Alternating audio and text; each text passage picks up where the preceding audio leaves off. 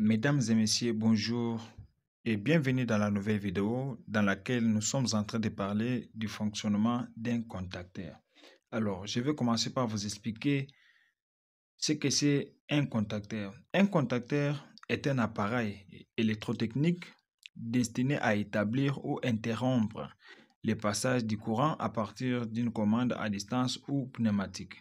Alors, je vais dessiner cet appareil et vous allez voir la constitution de cet appareil qu'on appelle un contacteur, comme c'est un appareil à commande à distance ou pneumatique. Je vais dessiner la bobine du contacteur. La bobine du contacteur. Il y a la borne A1 et la borne AD. Ce sont des bornes d'alimentation. KM signifie contacteur moteur. Donc cet appareil, on utilise dans la puissance pour représenter les moteurs.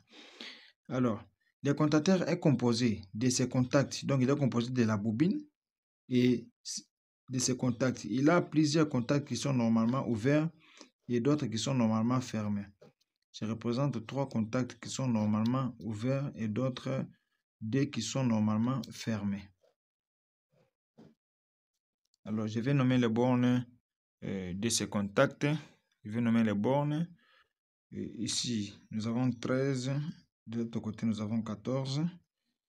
Ici, nous avons 23, 24. Troisième contact normalement ouvert, nous avons 33. Ici, nous avons 34. Alors, maintenant, l'autre qui est normalement fermé, nous avons 41. Ici, nous avons 42. Le dernier contact normalement fermé, nous avons 51. Ici, nous avons 52. Alors, le contacteur est composé de ces contacts qui sont normalement ouverts et d'autres qui sont normalement fermés. Une fois que vous alimentez les 2 bornes ici d'alimentation, la borne A1 c'est là où il y aura la phase et la borne AD c'est ça le neutre qui est le retour. Une fois que vous alimentez les 2 bornes ici du contacteur, vous allez comprendre que le contacteur va faire sauter son noyau et le nœud va fermer les contacts qui sont normalement fermés et ouverts et il va ouvrir les contacts qui sont normalement fermés. Alors nous allons faire d'abord un petit schéma, un petit montage pour que vous puissiez comprendre comment fonctionne cet appareil. Je vais prendre un peu d'abord la source d'alimentation ici. Je vais mettre un peu un coupe-circuit visible, l'appareil de protection contre les courts-circuits.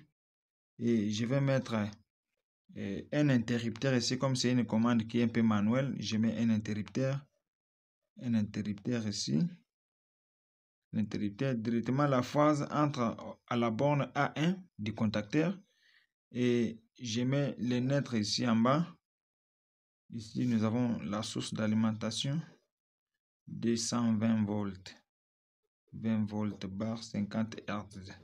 50 Hz c'est la fréquence que nous utilisons chez nous ici en RDC et la tension standard de 220 volts entre phase et neutre ici à l'entrée. Alors ici, maintenant, nous ramenons la borne AD au neutre. Ici au neutre. Alors, nous voulons commander un peu une lampe. Cette lampe ici à partir de ces contacteurs ici. Comment on peut commander? On doit d'abord prendre un seul fil ici à partir de la source.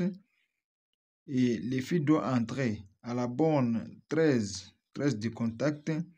Entre la borne 13 du contact et la sortie au niveau de 14 doit entrer au niveau de la lampe et la sortie de la lampe va jusqu'au neutre. Une fois que vous appuyez sur cet interrupteur, on appuie sur cet interrupteur, vous allez voir que le KM sera excité. Donc le contacteur ici sera excité et directement, il va fermer son contact ici et la lampe directement se retrouve en fonctionnement. Donc nous avons commandé la lampe à partir de ces blocs du contacteur. Donc c'est ça ce qu'on appelle la commande d'une lampe à partir d'un contacteur.